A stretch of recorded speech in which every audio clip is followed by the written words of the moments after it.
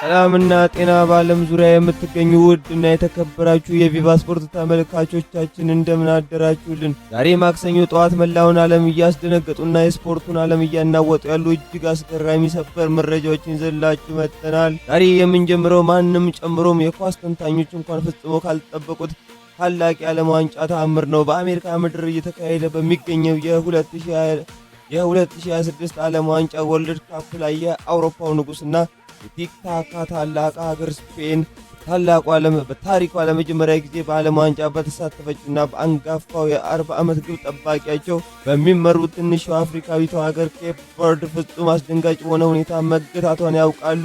ይህ ጨዋታ እንዴት ወደ ታሪካዊ ድንጋጤ እንደተቀየረና ጨዋታው በኋላ የተፈጠረውን አስገራሚ የማህበራዊ ሚዲያ ተአምርስ በጥልቀት እንመለከታለን።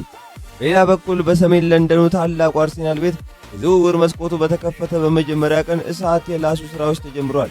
የክለቡ ባለቤት ዮሹዋ ክሮኪን እና አሰልጣኝ ሚካኤል አርቴታ በዓለም ዋንጫው ብራዚልን ያንቀጠቀጠውንና በአውሮፓ ትልልቅ ክለቦች አይን የተጣለበትን አዲሱን የ18 ዓመት የፈረንሳይ ሱፐርስታር አማካኝ በ60 ሚሊዮን ፓውንድ ለማስፈረም ቀጥታ ስብሰባና ድርድር መጀመራቸውን የዝውውር ንጉሱ ፋብሪዚዮ ሮማኖ ይፋ አድርጓል። አርሴናል ለግራ መስመርስ ያዘጋጀው ሌላው አስገራሚ የ35 ሚሊዮን ፓውንድ እቅድ ምንድን ነው? የቡካዮ ሳካ እና የዲክላን ራይስ የጉዳት መረጃዎችስ ምን ያሳያሉ?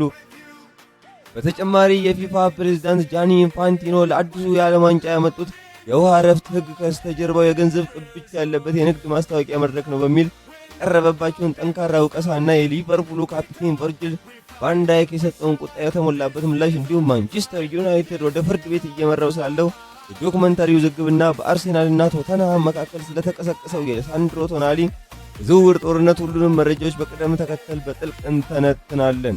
አንድም ሰከንድ ሳያመልጣችሁ እስከ መጨረሻው አብራችሁን ቆዩ።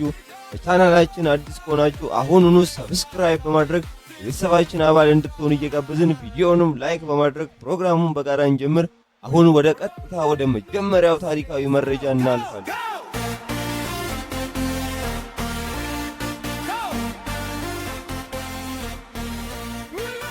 አሁኑ ሰዓት በአሜሪካ አዘጋጅነት በደማቅ ሁኔታ ቀጥሎ እየተካሄደ በሚገኘው የ2026 የዓለም ዋንጫ ወርልድ ካፕ ውድድር ላይ ምድብ ጨዋታ ታላቋና ኃያሏ ስፔን ከመቼም ጊዜ በላይ ትልቅ ድንጋጤ ገጥሟታል። ስፔን በታሪኳ ለመጀመሪያ ጊዜ በዓለም ዋንጫ ተሳትፎ ያደረገች ከምትገኘው አፍሪካዊቷ ሀገር ኬፕ ቨርድ ጋር ያደረገችው የመጀመሪያ ዙር የምድብ ጨዋታ 0-0 በሆናቸው ታጠናቀለች። ከጨዋታው በፊት ይህ ፍልሚያ በስፔን ፍጹም የበላይነት እንደሚጠናቀቅ በትልቁ ተጠብቆ ነበር። ነገር ግን ምሽቱ ከዚህ በተቃራኒ ሆኗል። ምንም እንኳ ታላቋ ሀገር ስፔን በ4 በመቶ ፍጹም የኳስ ቁጥጥርነት የበላይነት ቢኖራትም ጎል ማስቆጠር ግን አልቻለች። ይህም በኩል ያልተጠበቀው ነገር በአሰልጣኝ ሉዊስ ዴላፎንት የተጫዋቾች አመራረጥ ላይ ነበር። አሰልጣኙ ዴቪድ ራያ እና ጋሪሲያን በአግዳሚ ወንበር ላይ ያስቀምጠው ኡናይ ሲሞንን በበረኝነት መርጠዋል። ከዚህ በተጨማሪ በአጥቂ መስመር ላይ ጋቪና ፌራን ቶሬስን በተፈጥሮ ቦታ ባልሆነው በቀኝና በግራ በተቃራኒ ቦታ ላይ ማስተለፋቸው ቡድኑ የማጥቃት ቀን እንዳይፈጥር አድርጓል በሚል ታስነሳል። እንዲሁም ወጣቱ ኮከብ ላሚን ያማል፣ ዳኒ ኦልሞ እና ኒኮ ዊሊያምስ ተጠባባቂ ሆነው ነው ጨዋታውን የጀመሩት። በአንጻሩ በአሰልጣኝ ቦቢስታ የሚመራው የኬፕ ቨርድ ብሔራዊ ቡድን እጅግ በጣም ዲሲፕሊን የሆነ የመከላከል ጥንካሬን አሳይቷል። በጠቅላላው የ90 ደቂቃ ጨዋታ ውስጥ ወደ ስፔን የግብ ክልል የገቡት 6 ጊዜ ብቻ ሲሆን ያደረጉትም አንድ ኢላማውን የጠበቀ ሙከራ ብቻ ነው። ነገር ግን የኋላ መስመራቸው ለስፔን አጥቂዎች አልበገሬ ሆኖ አምሽቷል። ስፔን በአጠቃላይ የ27 የጎል ግብ ጠባቂ ሙከራዎች አድርጋ 7 የኢላማ ሙከራዎች የምታገኝም የኬፕ ቨርድ የ40 ዓመቱ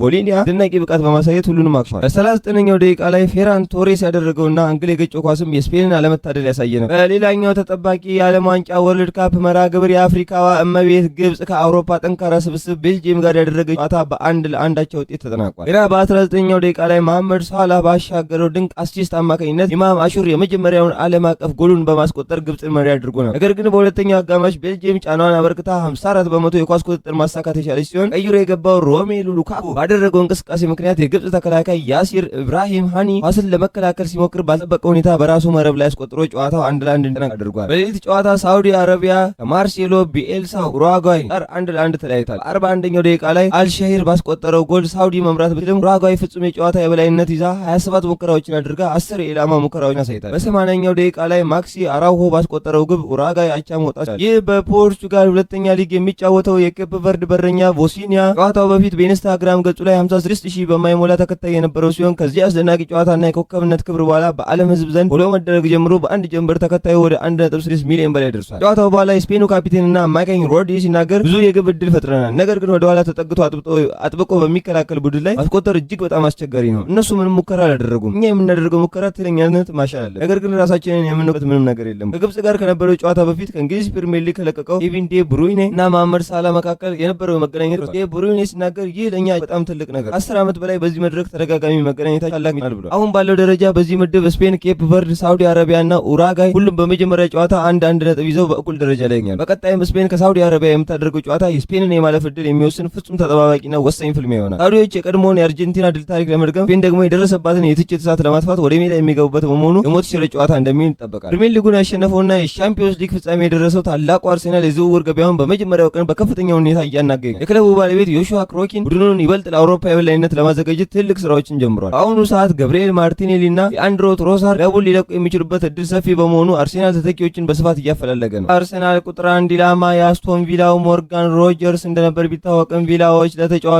ከ80 እስከ 100 ሚሊዮን ፓውንድ በመጠየቃቸው ዝውውሩ በጣም ውድ ሆኗል። አሁን ግን አርሴናል ፊቱን ወደ ሌላ ድንቅ ወጣት አዙሯል። እሱም ሊል የ18 ዓመቱ አማካኝ አዩብ ባዲ ነው። ታዋቂው ጋዜጠኛ ፋብሪዚዮ ሮማኖ እንደገለጸው አርሴናል እና ሊቨርፑል ከተጫዋቹ ወኪሎች ጋር ከጥር ወር ጀምሮ ቀጥተኛ ስብሰባዎች ሲያደርጉ ቆይተዋል። ይህ ወጣት አማካኝ በዓለም ዋንጫው ላይ ከፈረንሳይ ወጣቶች ስብስብ ጋር ሜዳውን ሙሉ በሙሉ ተቆጣጥሮት ነበር። ቁመቱ 6 ጫማ ከ1 በመሆኑ ለሚካኤል አርቴታ የረጅም ጊዜ ታክቲካዊ እቅድ ፍጹም ተስማሚ ነው። የዝውውር ዋጋው 60 ሚሊዮን ፓውንድ አካባቢ የሚገመት ሲሆን አርሴናል ድርድሩን እያፋጠነ ይገኛል። ከባዲ በተጨማሪ አርሴናል የኮት ዲቫር ብሔራዊ ቡድን 19 ዓመት ወጣት የክንፍ አጥቂ የሆነውን ኦስማን ዲያሞንዴን በጥብቅ እየተከታተለው መሆኑን ስካይ ስፖርት ዘግቧል። ነገር ግን በአርሴናል በቀኝ መስመር በኩል ላይ ቡካዮ ሳካ በመኖሩ ክለቡ እዚህ ልጅ የተጠየቀውን የ86 ሚሊዮን ፓውንድ ሙሉ በሙሉ ያወጣል ተብሎ አይገመትም። በምትኩ አርሴናል ማርቲኔሊ እና ትሮሳር የሚለቁ ስለሚችሉ ገንዘቡ በግራ መስመር ላይ ማውጣትን ይመርጣል። በምትኩ አርሴናል ማርቲኔሊ እና ትሮሳር ሊለቁ ስለሚችሉ ገንዘቡ በግራ መስመር ላይ ማውጣትን ይመርጣል። ለግራ መስመር ደግሞ የክለቡ ብሩጆን ዶሊስ በ35 ሚሊዮን ፓውንድ ለማስፈረም በሰፊ እየሰራ ይገኛል። በሌላ በኩል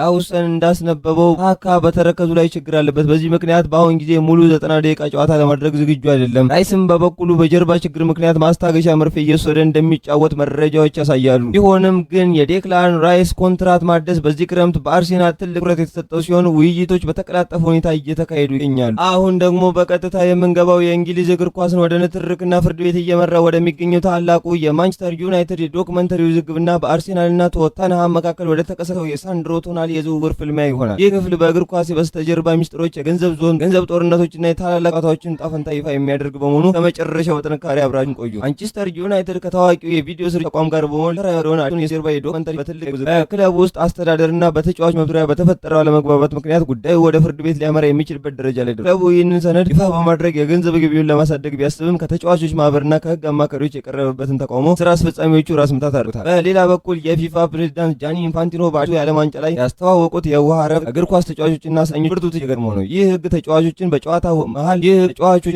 መሃል ረፍት አድርገው ውሃ እንዲጠጡ የተፈቀደ ቢሆንም ዋናው ዓላማው ግን በዛች ረፍት ስታዲየም ስክሪኖች ላይ በቴሌቪዥን ስርጭቶች ላይ የማስታወቂያ ቦርዶች ለማሳየትና የፊፋን የንግድ ገቢ ለማሳደግ ታስቦ ነው የሚል በሌላ በኩል የፊፋ ፕሬዝዳንት ጃኒ ኢንፋንቲኖ በአዲሱ የዓለም ዋንጫ ላይ ያስተዋወቁት የውሃ ረፍት ህግ እግር ኳስ ተጫዋቾችና አሰልጣኞች ብርቱ የገርመው ነው። ይህ ህግ ተጫዋቾች በጨዋታ መሃል ረፍት አድርገው ውሃ እንዲጠጡ የተፈቀደ ቢሆንም ዋናው ዓላማው ግን በዛች ረፍት ስታዲየም ስክሪኖችና በቴሌቪዥን ስርጭቶች ላይ የማስታወቂያ ቦርዶች ለማሳየትና ፊፋን የንግድ ገቢ ለማሳደግ ታስቦ የተደረገ ነው የሚል የሊቨርፑልና የኔዘርላንድ የኋላ መስመር መሪ ቨርጂል ቫን ዳይክ ይህንን ህግ በመቃወም ቁጣውን እንዲገልጽ እግር ኳስን የንግድ መድረክ ብቻ እያደረጉ ተጫዋቾች ማሽኖች አይደሉም። ይህ ህግ ለተጫዋቾች ጤንነት ታስቦ ሳይሆን ለገንዘብ ጥም ብቻ የተሰራ በመሆኑ ሊስተካከል ይገባል። በሰሜን ለንደን ሁለቱ ባላንጣዎች አርሴናልና ቶተንሃም መካከል በዝውውር መስኮቱ ሌላ ትልቅ ወቅት ተጀምሯል። ሁለቱም ክለቦች የኒውካስትል ዩናይትድ ጣሊያናዊ አማካኝ ሳንድሮ ቶናሊን ለማስፈረም ጥያቄ ማቅረባቸው አርሴናል ዲክላን ራይስ በጀርባ ጉዳት ምክንያት ማስታገሻ እየወሰደ የሚጫወቱ በመሆኑና ኮንትራት ማደሱ ውይይት ላይ ቢኝም ለአማካኝ ተጨማሪ ጥንካሬ ይፈልጋል። ሚካኤል አርቴታ የቶናሊን ኳስ የማከፋፈልና የጨዋታ ፍጥነት የመቆጣጠር ብቃት በከፍተኛ ሁኔታ ይደንቃል። ቶናሊ ወደ አርሴናል የሚመጣ ከሆነ ከማርቲን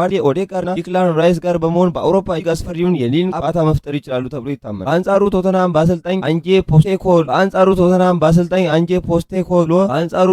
በአሰልጣኝ አንጄ ፖስቴኮግሎ የተመራ የአማካኝ ክፍሉ ሙሉ በሙሉ እንደገና ለመገንባት እየሞከረ ነው። ቶተንሃሞች ለቶናሊ የተሻለ የቋሚ ተሰላፊነት እና ማራኪ የደሞዝ ጥቅማ ጥቅም በማቅረብ ተጫዋቹን ወደ ሰሜን ለንደን ነጩ ጎራ ለመሳብ እየጣሩ ይገኛሉ። ኒውካስትል ዩናይትድ ተጫዋቹ ከ70 ሚሊዮን ፓውንድ በላይ የሚፈልግ ሲሆን የዝውውር መስኮቱን እየተከታተለ ሲሄድ የትኛው ክለብ አሸናፊ እንደሚሆን የሊቨርፑል የኮንትራትና የአማካኝ ፍለጋ ሊቨርፑል ከአዩብ ባዲ ዝውውር በተጨማሪ የካፒቴኑ ቨርጂል ቫን ዳይክን እና የመሐመድ ሳላህን የኮንትራት በቅርበት እየተከታተለ አዲሱ አሰልጣኝ አርኔ ስሎት ቡድኑን በላቀ ኃይል ጨዋታ ለመገንባት በአማካኝ መስመር ላይ አዳዲስ ወጣቶች ለማስፈረም ከስፖርቲንግ ዳይሬክተሩ ጋር እየመከረ ነው። የላሊጋውና የአውሮፓ ኃያል ሪያል ማድሪድ አሁን ሰዓት በትልቅ የዝውውር የዝውውር አሁኑ ሰዓት በትልልቅ የዝውውር ውሳኔዎች ላይ በጥንቃቄና ረጋ ባለመልኩ እየተንቀሳቀሰ ክለቡ ትኩረቱ በዓለም ዋንጫው ላይ ባሉ ወጣት ተሰጥኦዎች ላይ ያደረገ ሲሆን ካርሎ አንቸሎቲ ስብስብ ይበል ለማጠናከር የተከላካይ መስመር ተጫዋቾችን በስፋት ነው። የቪቫ ስፖርት ተመልካች መረጃዎቻችን አሁንም አላበቁም። ከበስተጀርባ ያሉ እጅግ አጓጊ መረጃዎች ማውጣታችንን እንቀጥላለን። በአውሮፓ የዝውውር መስኮት መክፈቻ የመጀመሪያ ቀናት ክለቦች ስብስባቸውን ለማደራጀት የሚያደርጉት ፍልሚያ ውስጥ ያልተሰሙ ሰበር ዜናዎች አሉ። በተለይም ማንቸስተር ሲቲ፣ ሪያል ማድሪድ እና የኢትዮጵያ ፕሪሚየር ሊግን የሚመለከቱ አዳዲስ ወቅታዊ ጉዳዮች በጥልቀት ወደ መተንተን እንሸጋገራለን። አብራችሁ ቆዩ። የእንግሊዙ ኃያል ማንቸስተር ሲቲ ከክለቡ የለቀቀውን ታላቁን ፈጣሪ አማካኝ ኬቪን ዴ ብሩይኔን በቋሚነት ለመተካት ሰፊ እቅድ አውጥቶ እየተንቀሳቀሰ ይገኛል። አሰልጣኝ ፔፕ ጋርዲዮላ በቡድን ውስጥ ያለውን የፈጠራ ለመሙላት ፊቱን ወደ ጀርመን አዙሯል። ሲቲ ቁጥር 1 ኢላማ